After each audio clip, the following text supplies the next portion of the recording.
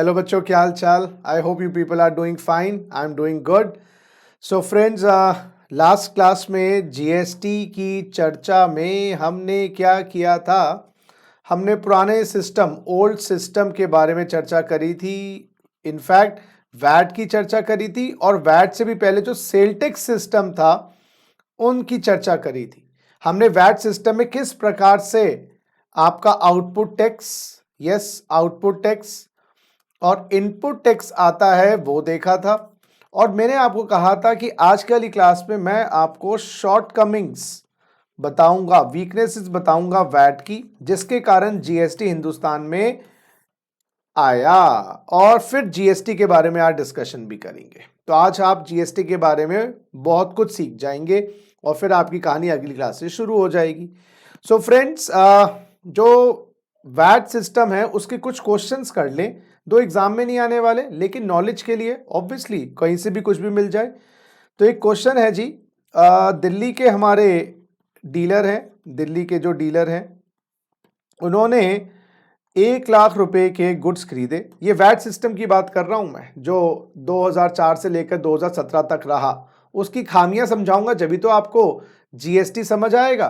तो 1 लाख के गुड्स खरीदे, 2% सीएसटी, क्योंकि जो सेंट्रल सेल टैक्स था वो पहले लगता था जब गुड्स एक स्टेट से दूसरी स्टेट मूव करते थे। सीएसटी जब लगता था जब एक स्टेट से गुड्स दूसरी स्टेट में मूव करते थे। तो inter state, yes inter state पे लगता था सीएसटी, और सेम स्टेट पे लगता था वैट, सेम स्टेट पे लगता था वैट। तो अब 2% लगा, मार्जिन अंकल का 50% है और सोल्ड इन दिल्ली, दिल्ली में बेच दिया, और वैट है 4%। अब इस केस में आपको दिल्ली वाले डीलर की वैट लायबिलिटी निकालनी है। वैट लायबिलिटी, दिल्ली वाले डीलर की वैट लायबिलिटी निकालनी है। करिए सर, आपको दे रहा हूं 1 मिनट का टाइम। हाँ जी, प्लीज निकालिएगा वैट लायबिलिटी। कैसे निकालेंगे? ये जो सीएसटी है, ये मैं आपको बता दूं सेंट्रल गवर्नमेंट लगाती थी, ओरिजिन प्रिंसिपल पे लगता था। ओरिजिन प्रिंसिपल, ओरिजिन प्रिंसिपल का मतलब जिस स्टेट से मूवमेंट कमेंस हुई है, जिस स्टेट से मूवमेंट कमेंस हुई है वहां पर लगता था, वो सरकार इसको लेती थी। जैसे ये गुड्स अगर सीएसटी लिया है ना, तो ये दूसरी स्टेट के गुड्स हैं। जब ये सीएसटी लगा है तो मान लीजिए इसने कहां से लिए, यूपी से लिए, यूपी से, जब भी 2% सीएसटी लगा। अच्छा, दिल्ली वाले अंकल दिल्ली से माल लेते तो वैट लगता। तो इनका जो टैक्स आता या इनकी जो स्टेटमेंट बनती वो ऐसे बनती पहले वैट सिस्टम में। Cost of goods 1,02,000, cost of goods 1,02,000। क्यों सर 2,000 रुपए क्यों ऐड किए? क्योंकि ये सीएसटी है और ये यूपी से गुड्स खरीदे हैं, तो यूपी वाली जो गवर्नमेंट है उसके खाते में पहुंच गए होंगे। तो आपको दिल्ली वाली सरकार क्रेडिट कैसे देगी? बिग बाजार से जा रहे हो खरीदने सामान, बिग बाजार का कूपन है, रिलायंस फ्रेश वाले या 24/7 वाले उस कूपन का अचार डालेंगे क्या? वो आपने खरीदा कहां से? बिग बाजार से, तो डिस्काउंट कूपन तो बिग बाजार ही चलेगा। तो ये जो सीएसटी का टैक्स है ये तो यूपी गवर्नमेंट का है, और आप दिल्ली गवर्नमेंट से क्रेडिट कैसे लोगे? कोई दिक्कत नहीं। जब क्रेडिट नहीं मिलता क्या टेंशन है, हम कॉस्ट में ऐड कर देंगे, कॉस्ट में ऐड कर देंगे। ये मेरा प्रॉफिट मार्जिन है 50%, 51,000 रुपये मैं यहाँ पर ऐड कर दूंगा। गुड्स बन गए 1,53,000, गुड्स बन गए 1,53,000, प्लस वैट लगा दूंगा। जब वैट लगता था 4% का, तो 1,53,000 पे 4%। हाँ जी बच्चों, 1,53,000 पे 4%, ये आ गया जी 6120, 6120। और मेरा टोटल मेरा सेलिंग प्राइस विद वैट जो आया 1,59,000, 1,59,120, 1,59,120। ये देखो, अब मुझे जो आउटपुट में टैक्स है, जो आउटपुट वैट है वो है 6120। इनपुट में वैट है क्या? अरे बाबा इनपुट में वैट तो नहीं है, सीएसटी है, और उसको तुमने कॉस्ट में ऐड कर दिया। और वैट पेबल जो सरकार को जमा करवा के आना है वो जमा करवाना है 6120। ये था वैट सिस्टम। अच्छा सर, इसमें आपने इंटर स्टेट परचेज करी है, इंटर स्टेट परचेज करी है। हाँ जी, एंड सेम स्टेट सेल करी है, सेम स्टेट सेल करी है, जरा समझिएगा, आपने इंटर स्टेट परचेस करी है और सेम स्टेट सेल करी है। जरा देखिएगा, आपने इंटर स्टेट सेल करी है, परचेस करी है, सेम स्टेट सेल करी है। तो इंटर स्टेट परचेस पे आपने सीएसटी दिया है खरीद पर, और बेचा आपने सेम स्टेट में, तो वैट देना है। लेकिन सीएसटी का क्रेडिट वैट से नहीं था। ये one of the major limitation थी, one of the major limitation थी वैट सिस्टम की, कि दूसरी प्रदेश से, दूसरे प्रांत से अगर आप गुड्स खरीदते थे, आपको उसका आईटीसी नहीं मिलता था, आपको उसका क्रेडिट नहीं मिलता था। क्यों नहीं मिलता था? क्योंकि वो दूसरे सरकार के पाले में था। पहले सारी स्टेट गवर्नमेंट्स में भेदभाव था।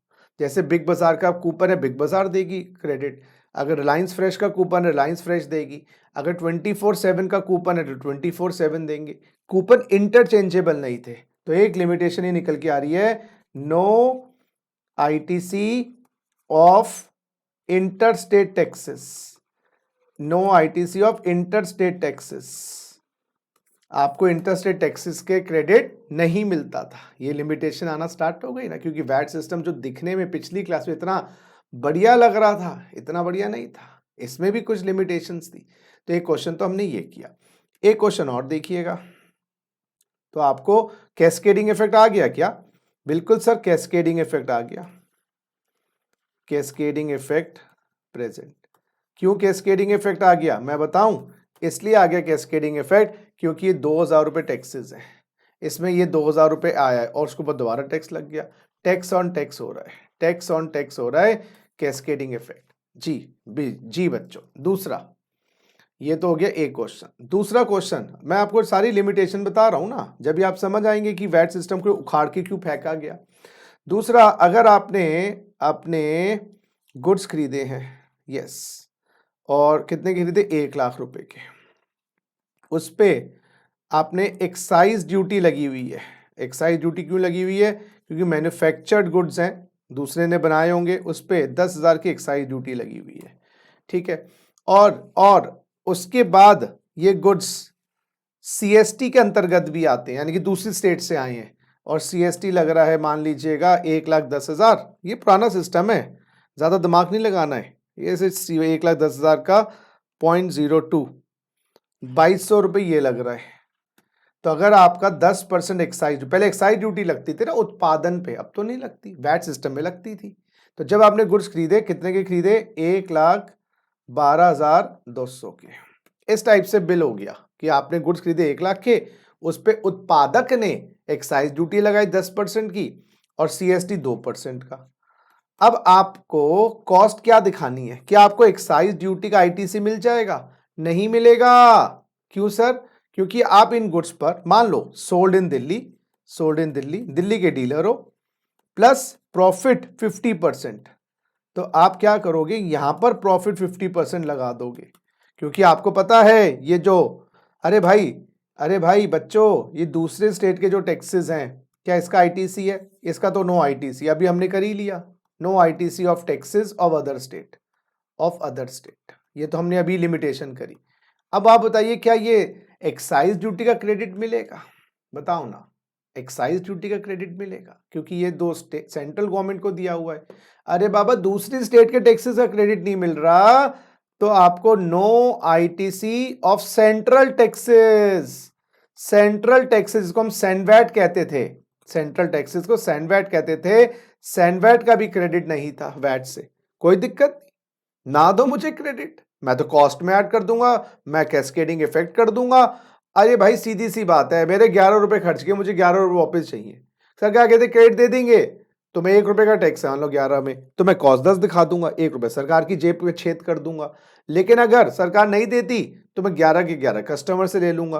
तो 1,12,000, 1,12,200 का 50%, ये हो गया बच्चों 56,100, और आपका सेलिंग प्राइस हो गया 1,68,300, ठीक है।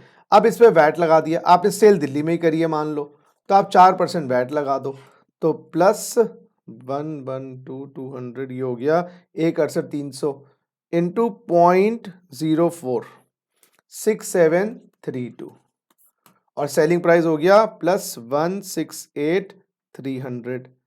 तो बेटा 1,75,000 1,75,032 आपका आउटपुट टैक्स कितना है? Output VAT 6732। आपका इनपुट टैक्स कितना है? इनपुट पे तो वैट है ही नहीं। अब आपका वैट पेबल कितना हो गया? वैट पेबल हो गया 6732। ओ गॉश, क्या कैस्केडिंग इफेक्ट है इस केस में? यस, कैस्केडिंग इफेक्ट भी आ गया। तो भाई वैट के सिस्टम की खामियां देखो। एक, आप उसके सेंट्रल टैक्सेस, ये तो अभी सेंट्रल एक्साइज ड्यूटी है, सर्विस टैक्स दिया उसका भी क्रेडिट नहीं था। तो यानी कि जो लिमिटेशन निकल के यहां पर ये आ रही है कि भाई एक दुकान का खरीदा हुआ माल का कूपन उसी दुकान से चलेगा, बिग बाजार का बिग बाजार से, रिलायंस का रिलायंस से, और 24/7 स्टोर का 24/7 से। तो ये तो सिस्टम बड़ा अच्छा नहीं लग रहा। क्यों? इसमें तो फिर आपको याद रखना पड़ेगा और इंडिया को कॉमन मार्केट बनानी है। एक ये लिमिटेशन दिख गई आपको।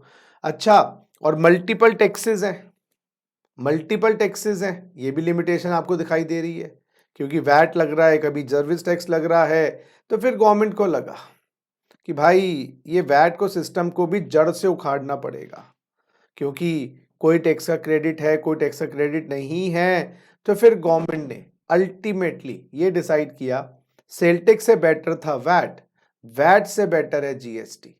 सेल टैक्स से बेटर था वैट, वैट से बेटर है जीएसटी। कुछ लिमिटेशन वैट सिस्टम की क्या निकल के आई? एक, क्योंकि मैं ज्यादा लिमिटेशन पे क्यों स्ट्रेस डालूं, एक इंटर स्टेट टैक्सेस का क्रेडिट नहीं है, यानी कि दूसरी स्टेट से खरीदो तो आपके मन में ये आएगा सेम स्टेट से खरीदो। सेंट्रल टैक्सेस जो दिए हैं, अब स्टेट को टैक्स देना है, स्टेट गवर्नमेंट कहती है हमें तो पूरे 6,732 रुपए चाहिए, ये 10,000 और 12,200 हमें तो मिले नहीं, ये तो सेंट्रल गवर्नमेंट को मिले, ये यूपी गवर्नमेंट को मिले, मान लो यूपी से गुड्स आए हैं, और ये जो 6,732 देने हैं ये दिल्ली गवर्नमेंट को देने हैं। दिल्ली गवर्नमेंट कहती है हमारे जेब में जब आया नहीं तो हम क्रेडिट कैसे दे दें? ये वही वाली बात हुई, किसी कोचिंग इंस्टीट्यूट से आपने 11th की कोचिंग ली, फिर 12th की कोचिंग ली, वो तो डिस्काउंट दे देंगे, लेकिन 11th की कोचिंग के लिए किसी और इंस्टीट्यूट के पास गए, उसने कूपन दिया हुआ था कि 12वीं में आओगे ना आप डिस्काउंट ले लेना, लेकिन वो दूसरे कोचिंग इंस्टीट्यूट में कूपन दिखाओगे 11वीं का दूसरे कोचिंग इंस्टीट्यूट का, तो दूसरा कोचिंग इंस्टीट्यूट जो 12वीं करवा रहा है वो डिस्काउंट क्यों देगा? लेकिन कितना अच्छा हो जाता, 11वीं अगर आपने एक्स कोचिंग इंस्टीट्यूट से करी, उसका कूपन आप वाई कोचिंग इंस्टीट्यूट को दिखा दो, वाई का एक्स में दिखा दो, तो इंडिया एक कॉमन मार्केट बन जाएगी, सादगी आ जाएगी। फिर आपको लगेगा यार चाहे इंडिया से, चाहे आप यूपी से माल लें, चाहे दिल्ली से माल लें, क्रेडिट तो मिल ही जाएगा। तो जब तो फिर माल बिकेगा। अभी क्या है, भेदभाव हो रहा है, भाई यहाँ से खरीद वहां से मत खरीद, ये टैक्स एक्साइज ड्यूटी लग रही है, क्रेडिट नहीं मिलेगा, तो गुड्स ऐसे लो जिसपे एक्साइज ड्यूटी ना हो, है ना, या जो इंडिया से बाहर से आ जाए। तो ये सर सारी जो प्रॉब्लम्स थी उसको दूर किया, यस माय डियर फ्रेंड्स, उस सब प्रॉब्लम्स को दूर किया GST, goods and services tax, goods and services tax, ये सारी प्रॉब्लम्स दूर होती हैं जीएसटी में। क्यों? क्योंकि इसमें सेंटर और स्टेट का भेद मोटा मोटा नहीं है, क्योंकि it is levied by both central and state government, ये दोनों सरकारें लगाती हैं, सेंट्रल और स्टेट गवर्नमेंट। तो इसमें भेद ही खत्म हो गया, भाई तूने किया मैंने किया, दोनों करो, बात ही खत्म हो गई। It is levied, yes, on both, yes my dear friends, both goods and services. पहले क्या था, सर्विसेज पे कुछ टैक्सेस थे, खाली एक सर्विस टैक्स था, और गुड्स पर 50 टैक्सेस थे, VAT, CST, import duty, excise, entry tax, octroi. भाई सर्विसेज पे टैक्स अलग, गुड्स पे अलग। तो देखो जहां डिस्टिंक्शन करोगे, तू ये है मैं ये हूं, तो वहां पर भेदभाव रहेगा। गवर्नमेंट ने कहा जी जीएसटी दोनों पे लगाया जाएगा। अच्छा, levied on, yes, levied on intra state supply as well as inter state supply, inter state और इंट्रा स्टेट का बड़ा झगड़ा होता था पहले। इंट्रा क्या है, इंटर क्या है। इंट्रा पे पहले लगता था वैट, इंटर पे लगता था सीएसटी। गवर्नमेंट ने कहा जीएसटी दोनों पे लगेगा, तो सेंटर भी लगाएगी, स्टेट भी लगाएगा। क्या लगाएगी, जीएसटी, कॉमन कर दिया। Levied on goods and services, GST. Intra state पे भी लगेगा, इंटर स्टेट पे भी लगेगा जीएसटी। तो जब जीएसटी बिग बाजार, मान लो अब कूपन जो है बिग बाजार वाला सारे जनरल स्टोर्स पे चलेगा और सारे जनरल स्टोर का कूपन बिग बाजार चलेगा, तो इंडिया कॉमन मार्केट हो जाएगी। अब आपको ये नहीं रहेगा कि बिग बाजार से माल लूं या मैं परचूनिया की दुकान से सामान लूं या मैं रिलायंस फ्रेश से सामान लूं। अब आप कहीं से भी सामान ले लो, आपको कूपन सब चलेंगे। तो इसलिए जीएसटी लाया गया। जीएसटी अगर आपसे कोई पूछे कौन लगाता है, आप सिंपल सा जवाब देंगे, जीएसटी केंद्र और राज्य सरकार दोनों मिलकर लगाती हैं। सिंपल जवाब देंगे। कोई आपसे पूछे जीएसटी गुड्स पे लगता है सर्विस पे लगता है, आप बोलोगे जी जीएसटी दोनों पे लगता है, गुड्स पे भी और सर्विसेज पे भी। कोई आपसे पूछेगा इंट्रा पे लगता है, इंटर पे लगता है, आप बोलोगे दोनों पे लगता है। तो इस केस में जब सभी पे जीएसटी लगता है तो आईटीसी का जो क्रेडिट है या जो इनपुट टैक्सेस का क्रेडिट है जो माइनस करने हैं वो इजी हो जाते हैं। इनपुट टैक्सेस का क्रेडिट इजी हो जाता है और बार बार मिल जाता है। फिर आपको ये नहीं लगता कि दिल्ली से माल लें, यूपी से लें, गुड्स लें या सर्विस लें, सेंट्रल गवर्नमेंट को दिया है, स्टेट गवर्नमेंट को दिया है, सबका क्रेडिट अलाउड है। और डीप में जाते हैं फ्रेंड्स देखो, आप या तो इंडिया में ट्रेड करेंगे जिसको हम नेशनल ट्रेड कहेंगे, या आप इंटरनेशनल ट्रेड करेंगे। नेशनल ट्रेड में यस माय डियर फ्रेंड्स, अगर आप इंट्रा स्टेट सप्लाई करते हैं, इंट्रा स्टेट सप्लाई का मतलब सेम स्टेट सप्लाई करते हैं, यस सेम स्टेट सप्लाई करते हैं, यानी कि हरियाणा से हरियाणा ही सप्लाई करते हैं। Yes my dear friends, Haryana से हरियाणा, सेम स्टेट सप्लाई, हम आपके सप्लाई पर जीएसटी लगाएंगे। गुड्स या सर्विस दोनों, फर्क नहीं पड़ता। अगर आप इंट्रा यूनियन टेरिटरी सप्लाई करते हैं, इंट्रा यूनियन टेरिटरी का मतलब सेम यूनियन टेरिटरी सप्लाई करते हैं। सर क्या मतलब, अरे बाबा Andaman and Nicobar islands, Andaman to Andaman, इस पर भी क्या लगेगा, जीएसटी लगेगा, अंडमान टू अंडमान पे भी। अच्छा, अगर आप इंटर स्टेट या आप इंटर यूनियन टेरिटरी सप्लाई करते हैं, सर क्या एग्जाम्पल, इसका एग्जाम्पल हरियाणा टू अंडमान, हाँ, या हरियाणा टू यूपी, जहां पर बाउंड्री क्रॉस हो रही है, देश के अंदर की बाउंड्री, इंटरनेशनल नहीं, देश के अंदर की boundary, Haryana to Andaman, Haryana to UP, या अंडमान टू हरियाणा, इस पर भी यस जीएसटी लगेगा। और गॉश, अगर आप इंट्रा स्टेट सप्लाई करें सेम स्टेट में, सेम यूनियन टेरिटरी में भी, और इंटर स्टेट या इंटर यूनियन टेरिटरी, एक यूनियन टेरिटरी से दूसरा यूनियन टेरिटरी, एक स्टेट से दूसरी स्टेट, तीनों ही केस में मेरे प्यारे बच्चों आप पे जीएसटी लगाया जाएगा। तो फिर आप दिक्कत क्या है, आपको टेंशन ही नहीं है। अच्छा, आप इंटरनेशनल ट्रेड करते हैं, इंटरनेशनल ट्रेड में एक तो होता है इंपोर्ट और एक होता है एक्सपोर्ट। इंपोर्ट में गुड्स और सर्विस इंडिया में आएंगे, एक्सपोर्ट में बाहर जाएंगे। इस इंपोर्ट पे भी जीएसटी लगेगा। सर जीएसटी क्यों लगाओगे इंपोर्ट पे, बेटा इसलिए लगाएंगे कि सप्लाई इंडिया में हो रही है।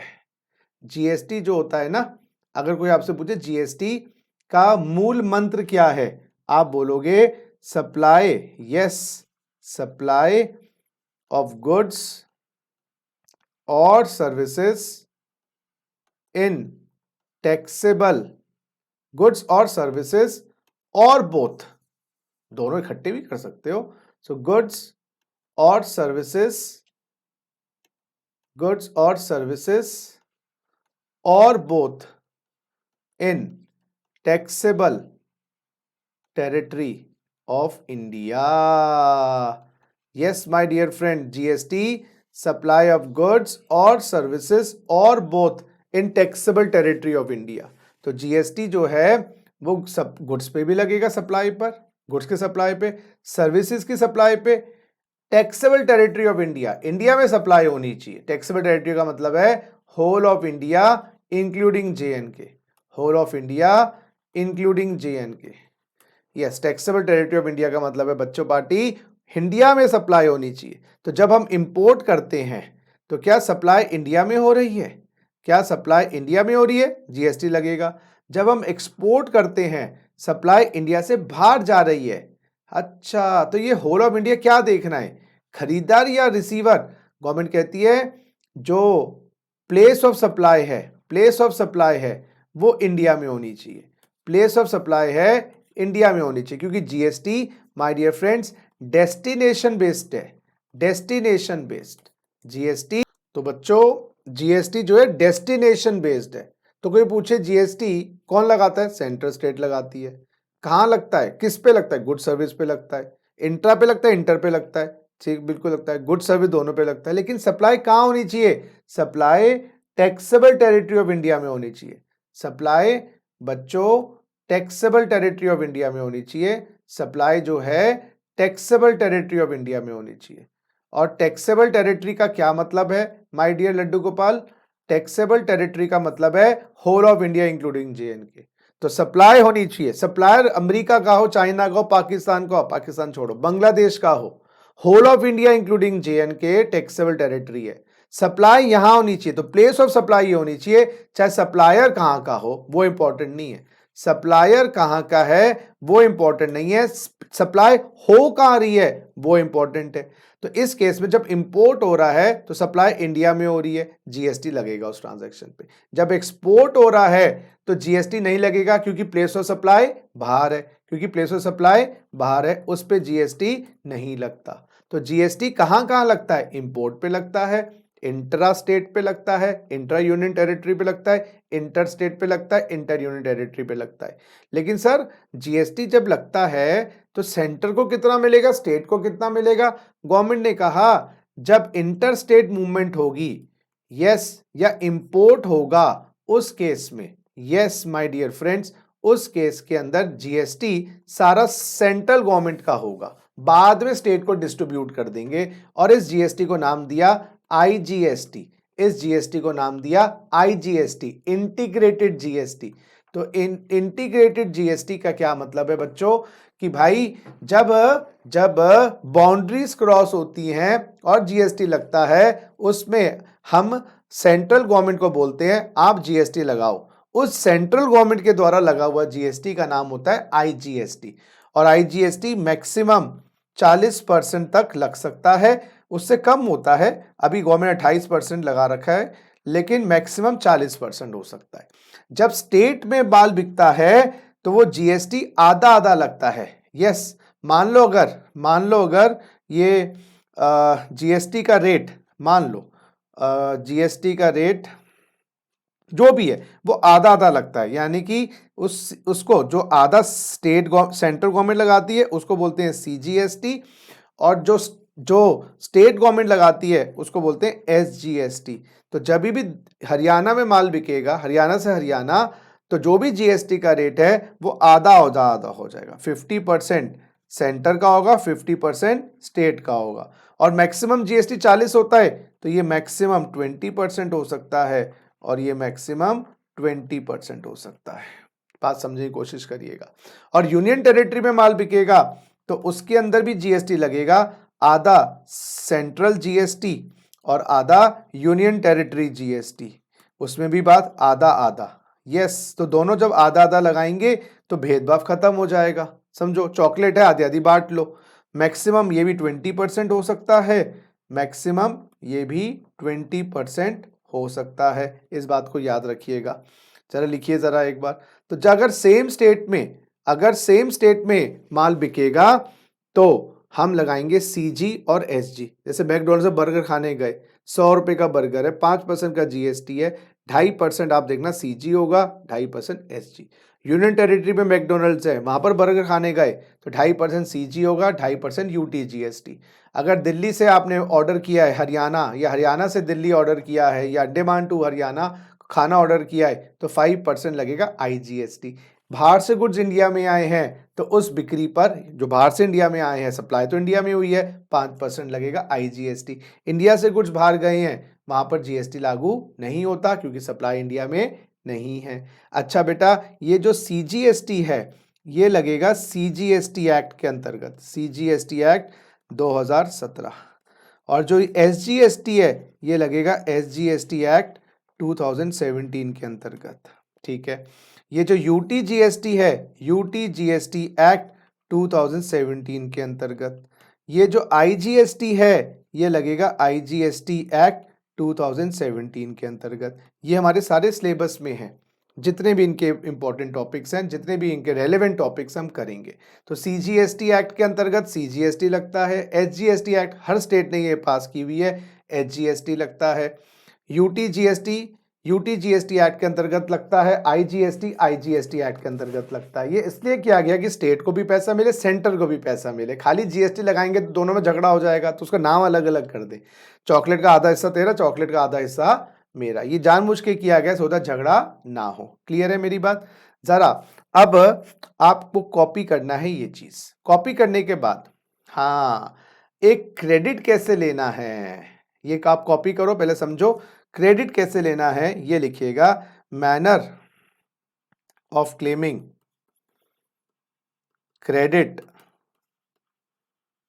डिटेल में तो हम सब चीजें आगे वाले चैप्टर्स में करेंगे, अंडर जीएसटी। अच्छा, जीएसटी में अच्छा आपके इनपुट टैक्सेस कौन कौन से होंगे?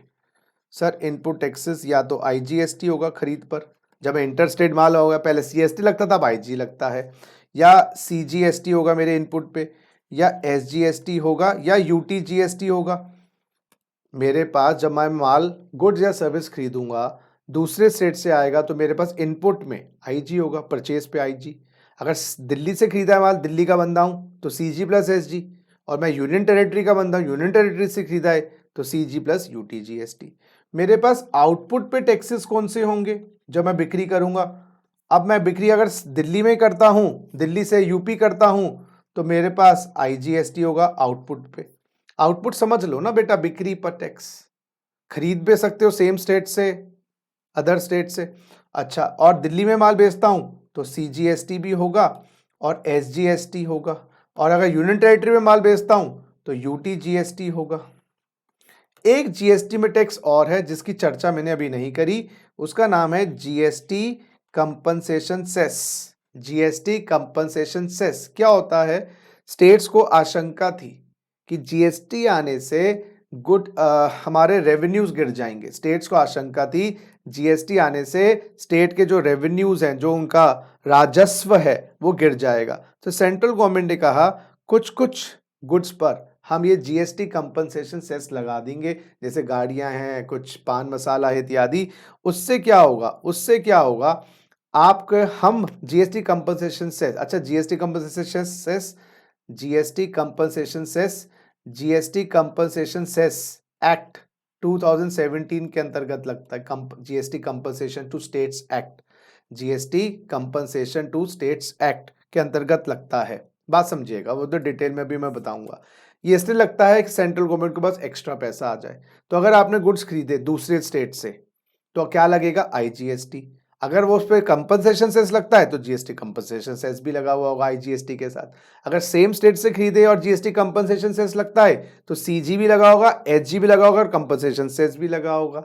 और सेम स्टेट से खरीदे तो सीजी लगा होगा, यूनियन टेरिटरी से यूटी प्लस जीएसटी, तो GST compensation cess if applicable. ये हर एक जगह नहीं लगता, ये किसी किसी गुड्स पे लगता है। ऐसे ही अगर आपने माल बेचा जो जीएसटी कंपनसेशन सेस के अंतर्गत है तो आपको भी जीएसटी कंपनसेशन सेस लगाना पड़ेगा। तो हम अपने बिल में IG plus GST compensation cess या सीजीएसटी। अब क्या करवा रहा हूं मैं, इस पॉइंट को समझिएगा। अगर आपके पास आईजीएसटी कूपन है या आईजीएसटी का इनपुट टैक्स है, आप आईजीएसटी का क्रेडिट आईजीएसटी से लेंगे। यस, आईजीएसटी का क्रेडिट आईजीएसटी से लेंगे। बचा हुआ क्रेडिट या तो आप आईजीएसटी का बचा हुआ क्रेडिट सीजी से या एसजी से, यूटी जीएसटी से, और बीच में डाल देता हूं और यहां पर लिखता हूं any manner any proportion, any manner any proportion.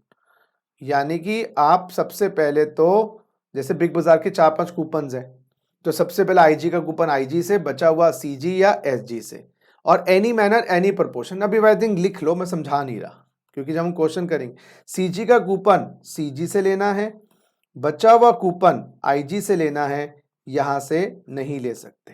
ये 4-5 कूपन हैं, कहां से कैसे लेना है। एसजी या यूटी जीएसटी का कूपन आपको एसजी या यूटी जीएसटी से लेना है, बचा हुआ आईजी से लेना है, यहां से नहीं ले सकते। और जीएसटी कंपनसेशन सेस का कूपन आपको जीएसटी कंपनसेशन सेस से लेना है। और पहले coupon yes, first preference IGST की, सेकंड प्रेफरेंस ये, थर्ड प्रेफरेंस ये। तो पहले आपको आईजी के कूपन खत्म करने हैं आईजी से या फिर सीजी और एसजी से, फिर सीजी के कूपन यूज करने हैं सीजी से बचे हुए आईजी से, और एसजी के कूपन एसजी से बचे हुए आईजी से, सीजी से एसजी का कूपन नहीं ले सकते और सीजी का कूपन एसजी से नहीं ले सकते, और जीएसटी कंपनसेशन से जीएसटी कंपनसेशन सेस से ही ले सकते। ये बातें अभी क्लियर होंगी नहीं, उसके लिए मैं आपको प्रैक्टिकल क्वेश्चन करवाऊंगा, आप ये कॉपी करिए। हाँ जी बच्चों, चल कुछ क्वेश्चंस प्रैक्टिस करें, ये सेट ऑफ का कॉन्सेप्ट को कैसे करना है। आइए जरा, अब मैं इस क्वेश्चंस में ये एज्यूम कर रहा हूं कि जो हमारे असेसी हैं या जो हमारा पर्सन है वो है रामलाल, और वो दिल्ली में रजिस्टर्ड है, और उसने कुछ माल खरीदा है, गुड्स खरीदे हैं 1 लाख रुपए के, समझना, प्लस 12% जीएसटी फ्रॉम दिल्ली से खरीदे हैं। बंदे का मार्जिन 50% है और सोल्ड इन दिल्ली। अब आप मेरे साथ बिल्कुल करेंगे, ये हो क्या रहा है, और उसने गुड्स को दिल्ली में ही बेचे। अब जरा ये क्वेश्चन है केस 1। अब जब उसने माल खरीदा होगा, वो खरीदा होगा 1,12,000 का। आप मुझे बताइएगा ये जो 12% जीएसटी होगा, कौन सा जीएसटी होगा। दिल्ली में हो आप, दिल्ली से खरीदे हैं, तो ये इंट्रा स्टेट सप्लाई माना जाएगा। अब चार्ट देखिए, इंट्रा स्टेट सप्लाई होगा और विक्रेता ने जो सेलर है उसने सीजी 50% और एसजी आधा लगाया होगा, आधा 50-50, मैक्सिमम 20% रेट होता है, लेकिन यहाँ पर तो ऑब्वियसली हमारा रेट 12 है। तो यानी कि जब आपने परचेज किया होगा तो आपके पास परचेज का जो बिल आया होगा, वो ऐसे आया होगा, 1 लाख रुपए प्लस 6% सीजीएसटी 6,000 प्लस 6% एसजीएसटी 6,000, ये 1,12,000 का बिल ऐसे आया होगा आपके पास। ये जो बिल आया होगा वो ऐसे आया होगा आपके पास, परचेज का बिल। यस, अब मेरा क्वेश्चन ये देखो, ये मैक्सिमम 20% ज्यादा नहीं हो सकता, ये तो 6% ही हुआ ना, क्योंकि जीएसटी का रेट 12 है, मैक्सिमम 40 हो सकता है, तो 20 सेंटर का 20 स्टेट का, लेकिन अगर जीएसटी का रेट 12 है तो 6। ठीक हो, अब आपको क्या इसका आईटीसी मिलेगा, इन दोनों टैक्सेस का क्या आईटीसी मिलेगा, क्या इनपुट टैक्स क्रेडिट मिलेगा। हाँ जी, मिलेगा क्योंकि आप माल दिल्ली में बेच रहे हो, तो आप जब सेल का बिल इशू करोगे उस पर भी आप सीजीएसटी लगाओगे, समझो ना मेरी बात। और जीएसटी के टैक्सेस जीएसटी से तो अलाउड होते हैं, वो अलाउड नहीं करोगे तो फिर फायदा क्या हुआ। पहले तो सीएसटी का क्रेडिट नहीं था, इंपोर्ट ड्यूटी से क्रेडिट नहीं था, एक्साइज का क्रेडिट नहीं था, और जीएसटी का जीएसटी से क्रेडिट दोगे, डूब के मरो फिर सिस्टम को। तो जब क्रेडिट मिल जाएगा तो कॉस्ट में क्यों दिखाएं। तो मेरी जो कॉस्ट ऑफ गुड्स होंगे वो होंगे 1 लाख। हाँ, कॉस्ट ऑफ गुड्स होंगे 1 लाख। अच्छा, मेरा मार्जिन कितना हुआ, मेरे बच्चों मेरा मार्जिन हुआ 50%, 50,000 है ना। और मेरा selling price without GST 1.5 lakh. GST के टैक्सेस का जीएसटी से क्रेडिट है, वो कॉस्ट में ऐड ही नहीं होने, बात खत्म। अब मैं कौन सा टैक्स लगाऊंगा, जीएसटी में लगाऊंगा 12% का, मैं भी लगाऊंगा 6% सीजीएसटी, तो ये हो गया 9,000, और 6% एसजीएसटी, मैं भी लगाऊंगा 9,000, और मैं गुड्स बेचूंगा selling price with GST, yes my dear friends, 1,68,000 का मैं गुड्स बेचूंगा, 1,68,000 के गुड्स मैं बेचूंगा 1,68,000 के, समझो। तो ये मेरा सेल का बिल होगा, मैं यहां तक दिखाऊंगा ना उसको, ऊपर वाला जो पोर्शन है तो मेरी वर्किंग है, माई वर्किंग, ये क्यों दिखाऊंगा उसको, मेरा मार्जिन है, मैं बिल ऐसे इशू करूंगा, सेल का बिल। तो सेल के बिल से मेरा आउटपुट जीएसटी आएगा, और मेरे परचेज के बिल से मेरा इनपुट जीएसटी आएगा, इनपुट जीएसटी। तो मेरे इनपुट जीएसटी है सीजी और एसजी 6,6, आउटपुट जीएसटी है मेरा 9,9। तो सेल के बिल पे आउटपुट होता है जो जमा करवाना, इनपुट जो मैंने दिया, गवर्नमेंट कहती है क्रेडिट ले लो। तो अब क्या हुआ, आउटपुट जीएसटी मेरा सीजीएसटी है 9,000 जो मुझे जमा करवाना है, एसजीएसटी है 9,000 जो जमा करवाना है। गवर्नमेंट कहती है गुप्ता जी इनपुट जीएसटी भी तो ले लो, मेरे पास कूपन कौन कौन से हैं, मेरे पास सीजी का कूपन है 6 का, एसजी का कूपन है 6 का, देखे जरा, सीजी का कूपन है 6 का और एसजी का कूपन है 6 का। अब आ जाओ सेट ऑफ के सिस्टम पे, सबसे पहले आईजी का कूपन लेना है, आईजी का कूपन तो मेरे पास है ही नहीं, तो फर्स्ट प्रेफरेंस तो आईजी के कूपन की है, मेरे पास आईजी का कूपन नहीं है। फिर गवर्नमेंट कहते सीजी का कूपन लो, सीजी का कूपन सीजी से लेना है, सीजी का कूपन सीजी से लेना है। देखो मेरे पास आईजी का कूपन तो था नहीं, सीजी लेना है सीजी से पहले, फिर आईजी से लेना है, ये तो आपको याद करना पड़ेगा।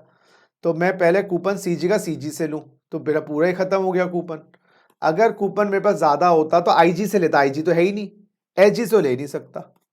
तो सेंटर का स्टेट से, स्टेट का सेंटर सेट ऑफ अलाउड नहीं है। एचजी का कूपन कहां से लेना है, अरे बच्चों एचजी का जो कूपन है आपको 6 फिर सीजी के बाद एचजी से लेना है, बच्चा वो आईजी से लेना है, आईजी तो है ही नहीं। तो यहां पर हमने क्या किया, एचजी का कूपन एचजी से लिया, कितना 6,000, सेंटर से नहीं ले सकते। अब GST payable, yes my dear friend, GST payable आ गया 3,000 रुपए सीजीएसटी, 3,000 रुपए एसजीएसटी। तो मुझे पेबल आ गया 3,000 रुपए सीजीएसटी जमा करवाना है, 3,000 रुपए एसजीएसटी, क्रेडिट मिल गया सेम स्टेट का, सेम स्टेट से। सर वैट में भी तो मिल जाता था, हमने लास्ट क्लास में जो किया था सेम स्टेट का। अब मैं आपको ब्यूटी दिखाऊंगा जीएसटी की, रियल ब्यूटीफुल। अब मैं ये मानूंगा 1 लाख के गुड्स मैंने जो खरीदे हैं केस 2 में इंटर स्टेट के हैं, goods purchased for ₹1 lakh plus 18% GST, yes from UP. तो जब मैंने यूपी से लिए तो बिल में क्या लिखा होगा, परचेज का बिल बताओ, परचेज का जो बिल होगा, परचेज का जो बिल होगा उसमें यूपी वाले अंकल ने क्या लगाया होगा बताऊं, उसने बेचा होगा 1 लाख का, उसने जीएसटी लगाया होगा एट 18%, वो होगा आईजीएसटी 18,000 रुपए, 12% ले रहे थे ना हम, या 18 ले रहे थे, एक सेकेंड बेटा देख लेते हैं, 12% ले रहे थे, तो 12 से चलने दो ना, तो 12% ले रहे थे, तो 12% और 12,000 रुपए लगाया होगा, मुझे दिया होगा 1,12,000 का बिल। पिछली केस में भी 1,12,000 का बिल था। देखो आप दूसरे सेट से खरीदो वही टैक्स है, सेम सेट से खरीदो सेम टैक्स है, बस नाम बदल जाएगा, नाम में क्या रखा है ना, तो नाम बदल जाएगा, क्योंकि जो पहले जीएसटी था उसका नाम था CG plus SG, same state से लिया, इंटर से लिया आईजी, लेकिन आईजी का भी क्रेडिट है, क्रेडिट है, बल्ले बल्ले, क्योंकि जीएसटी का टैक्स का क्रेडिट जीएसटी से है, नेचर कोई भी हो। अब आपकी कॉस्ट ऑफ गुड्स क्या मानोगे, कॉस्ट ऑफ गुड्स मानेंगे सर 1 लाख, फिर अभी दिखाता हूं, प्लस मार्जिन ऐड करो, कितना 50%, 50,000, और गुड्स कितने के बन के तैयार हुए 1.5 लाख के, प्लस आप 12% जीएसटी लगाओ, 12%। आप कौन सा जीएसटी लगाओगे, आप तो दिल्ली में बेच रहे हो, आपने परचेज यूपी से किया, सोल्ड दिल्ली में किया, आपने उनको सेल दिल्ली में किया, तो दिल्ली में सेल किया तो 12% आप लगाओगे, 6% सीजीएसटी, 6% एसजीएसटी, 9,000 9,000। देखो वर्किंग डिट्टो सेम वैसी आ रही है जैसे पिछला क्वेश्चन था। दूसरी स्टेट से खरीदो, सेम स्टेट खरीदो, बिल वही आ रहा है। सेम स्टेट को अब आपने बेचा, वहां पर भी वहां पर सेम स्टेट से खरीद के बेचा था, यहां पर दूसरी स्टेट से खरीद के बेचा, प्राइसिंग वही आ रही है, फर्क नहीं पड़ रहा, है ना। अब आपका आउटपुट टैक्स क्या है? अब आपका आउटपुट जीएसटी सीजीएसटी है 9,000 और एसजीएसटी है 9,000। क्योंकि पिछले केस में भी आपने दिल्ली में बेचा तो सीजीएसजी आपकी बिक्री पर है, यहां पर भी ये आपका सेल का बिल आएगा। ऊपर वाला अमाउंट आप कभी सेलर को दिखाओगे नहीं, परचेजर को, ये आपका सेल का बिल होगा, ये परचेज का बिल। परचेज के बिल से ये आपका इनपुट जीएसटी है, और बेटा सेल के बिल से आपका आउटपुट जीएसटी है। और इनको क्रेडिट लेने के लिए वो फॉर्मूला मैंने बताया है। अब आपके पास इनपुट में कौन सा टैक्स है? My dear Laddu Gopal, input में आपका टैक्स है आईजीएसटी 12,000। इनपुट में आपका आईजीएसटी है 12,000। अब क्वेश्चन ये उठता है, क्या ये 12,000 का क्रेडिट आईजी का किससे किससे मिलेगा, किस किस से मिलेगा? चेक करके बताओ। ये 12,000 का क्रेडिट आईजी का, पहले आईजी से लेना है। भाई मेरे बिक्री पे तो आईजी ना है, मेरे तो दूसरी सेट में माल नहीं बेचा, कोई टेंशन नहीं। अब या तो सीजी से ले लो या एसजी से ले लो, आपकी मर्जी है। तो वो 12,000 का जो कूपन था, या तो आप 2 और 3 लिखा है ना, और है बीच में, तो ये जो 12,000 का कूपन था, आप इसको, हाँ जी बच्चों, ये 12,000 का जो कूपन था, या तो आप सीजी से ले लो या एसजी से ले लो, मर्जी आपकी है। तो आप ऐसे भी कर सकते हो। ऑप्शन 1, सुनो मेरी बात, आधा आधा ले लो, 6,000 6,000, 3,000 आ जाएगा, पिछले केस में भी। ऑप्शन 2, आप ऐसे भी कर सकते हो, 9,000 3,000, ये भी सही है।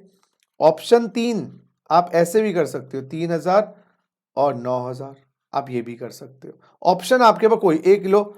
ऑप्शन 4, आप ऐसा करो, 7,000 और 5,000।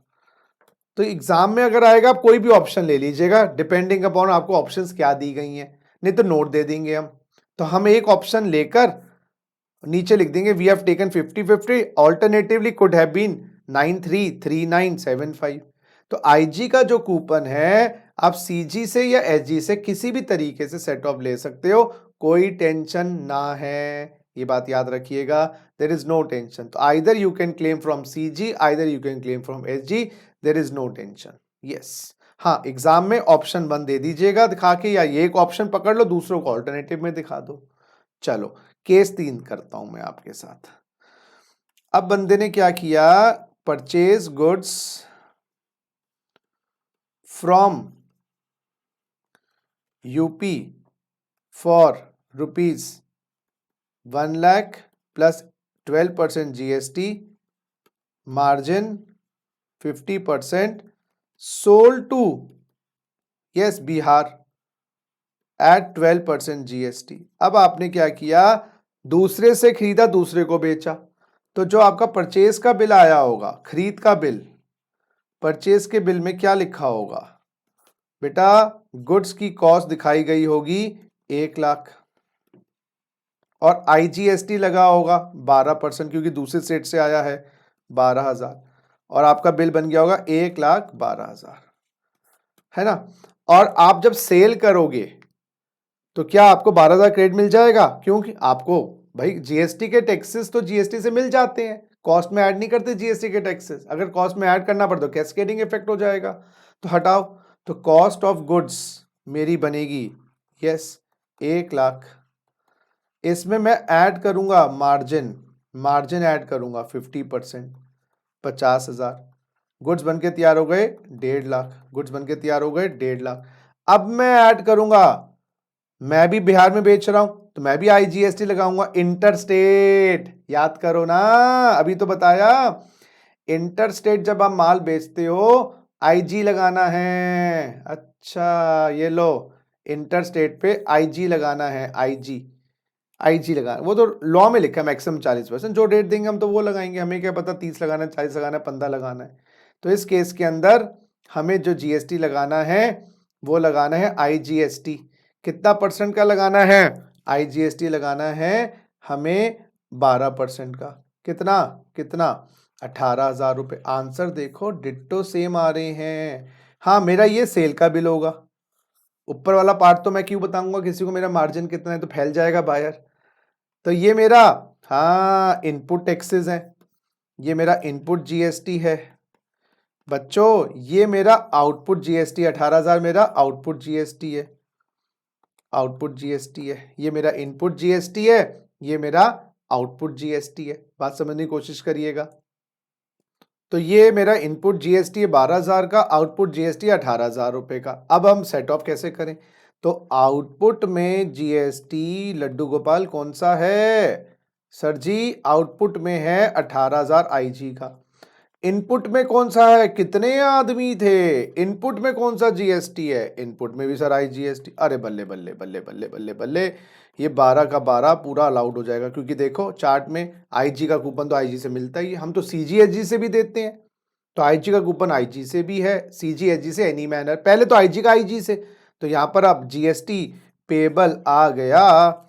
अब आपका जीएसटी पेबल आ गया, जीएसटी पेबल आ गया 6,000 रुपये। लो जी, आंसर हर जगह सेम आ रहा है। ब्यूटी देखो, क्रेडिट मिल रहा है, नाम बदल रहे हैं लेकिन क्रेडिट मिल रहा है। अब केस 4 देखिए जी, बिल्कुल सही जी, केस 4। अब आपने क्या किया? गुड्स को खरीदा सेम स्टेट से, बेचा दूसरी स्टेट में। So goods purchased, yes my dear friends, for rupees 1 lakh plus 12% GST from Delhi. Delhi के तुम बंदे हो, है ना। Margin 50%, sold to UP. ये हमने केस किया नहीं ना अभी, सेम स्टेट में और इंटर स्टेट में बेचा। ये कौन सा था? दूसरी स्टेट से आया, दूसरी स्टेट को गया। Inter state purchase, inter state sale. Case 2 क्या था? बाबा रे बाबा, बाहर दूसरे स्टेट से आया, दिल्ली में बिका। तीसरे स्टेट में क्या था? दिल्ली में खरीदा, दिल्ली में बिका। Same state purchase, same state sale, case 1। Case 2, inter state purchase, same state sale. तीसरा, inter state purchase, inter state sale. चौथा, same state purchase, inter state sale. तो आपका परचेज का बिल में क्या लिखा होगा?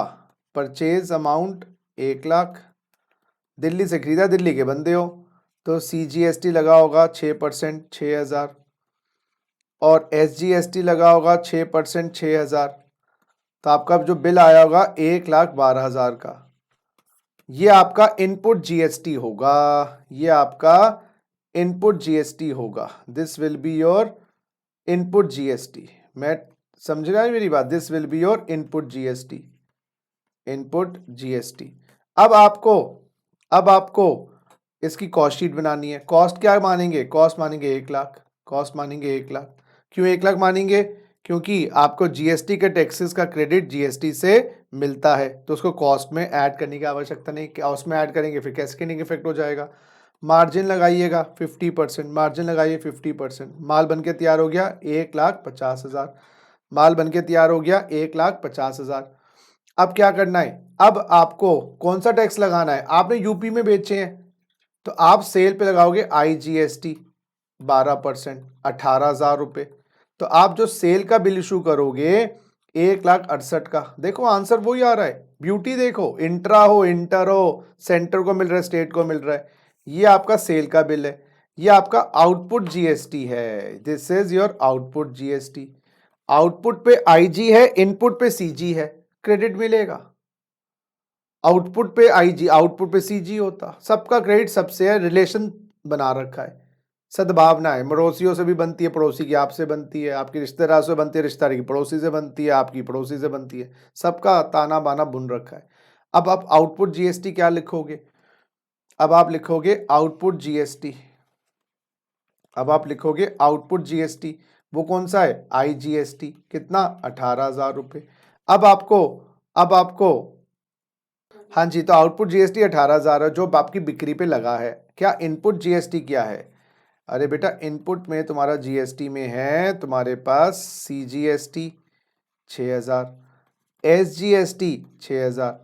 पहले आईजी का कूपन लेना, आईजी से, आईजी तो है नहीं, तो सीजी का कूपन लो पहले, सेकंड प्रेफरेंस सीजी माइनस किया, देखो चार्ट में। और फिर हमने SGST माइनस कर दिया IG से, और आपका यस ये 6,000 रुपये ना भैया, 6,000 रुपये। अब आपका GST पेबल कितना आ गया? अब आपका GST पेबल आ गया कितना? 6,000 रुपये। अब आपका GST पेबल आ गया 6,000 रुपये। 12,018 से घटा लिए, 6,000 GST पेबल हर जगह। और ये GST कौन सा जमा करवाना है? IGST का। तो हर जगह आपने GST में देखो, यहां पर भी 6, हर जगह क्रेडिट मिला। और चारों ही केस में कोई कैस्केडिंग इफेक्ट नहीं, 4 ही केस होते हैं भाई। In all the 4 cases no cascading effect, no cascading effect. In 4 cases no cascading effect, और चारों में आंसर सेम है। GST की ब्यूटी समझ आई? ये है GST कि अगर आप इंट्रा करो, इंटर करो, इंपोर्ट करो, सब जगह GST लगेगा, लेकिन GST का नाम बदल जाएगा। जब इंडिया में डुअल GST कहते हैं, इंडिया में जो GST है उसको डुअल GST कहते हैं। क्यों? क्योंकि सेंटर और स्टेट दोनों मिलकर लगाते हैं। हाँ, IGST सेंटर लगाता है, बाद में स्टेट को डिस्ट्रीब्यूट करता है। और क्रेडिट कितना बढ़िया तरीके से आप देखिएगा, IG का IG से, फिर CG SG से, any manner any proportion, CG का CG से, फिर IG से, SG का SG से, या UT का UT से, फिर दूसरा IG से। और GST कंपनसेशन सेस के बारे में अभी चर्चा नहीं कर रहा, खाली ये रखिएगा, अगर GST कंपनसेशन सेस इनपुट पे है तो GST कंपनसेशन अगर आउटपुट पे है, परचेज पर भी है, सेल पर भी है, आपस में उन दोनों का समन्वय है। अब मैं आपको बहुत इंपॉर्टेंट चीज जो हम आगे की क्लासेस में करेंगे वो बता रहा हूं, GST की चेकलिस्ट। यस, GST की चेकलिस्ट। सर क्या है GST की चेकलिस्ट? बेटा GST की चेकलिस्ट का मतलब ये है कि भाई GST कब लागू होता है। सबसे पहले GST लागू होता है गुड्स एंड सर्विसेज। ये है डोर 1, पहला दरवाजा खुलेगा तो हम कुछ घुसेंगे GST में। अगर आपकी पास गुड्स और सर्विसेज ही नहीं है, तो जो आपकी एक्टिविटी है वो गुड्स और सर्विस की डेफिनेशन में आती नहीं है, तो GST लागू नहीं होगा। तो आपकी जो एक्टिविटी है वो गुड्स और सर्विसेज की डेफिनेशन में आनी चाहिए। दूसरी बात, जो आप गुड्स और सर्विसेज देते हो वो टैक्सेबल गुड्स या टैक्सेबल सर्विसेज होनी चाहिए, टैक्सेबल गुड्स या टैक्सेबल सर्विसेज होनी चाहिए। यानी कि अगर वो एग्जेम्प्ट गुड्स हैं, अच्छा कुछ गुड्स ऐसे हैं जिस पे GST नहीं है, कुछ ऐसी सर्विसेज हैं जैसे डॉक्टर की सर्विसेज है, खांसी जुकाम के लिए जाते हो वो आपसे 500 रुपये लेता है, कोई GST नहीं है। जानवर का डॉक्टर जो वेट होता है, VET, उसकी सर्विसेज पे नहीं है। या कुछ गुड्स जैसे हैं आपके बेसिक जो नीड्स के गुड्स होते हैं, आटा है, खुला आटा है, ये सब चीज़ें हैं, कोई इस पे GST नहीं है, वो एग्जेम्प्ट है। तो अगर आप ऐसे गुड्स बेच रहे हो जिस पे GST नहीं है, बात ही खत्म। ये डोर 2 है, दूसरा दरवाजा खुला तो आप GST में और फंसे।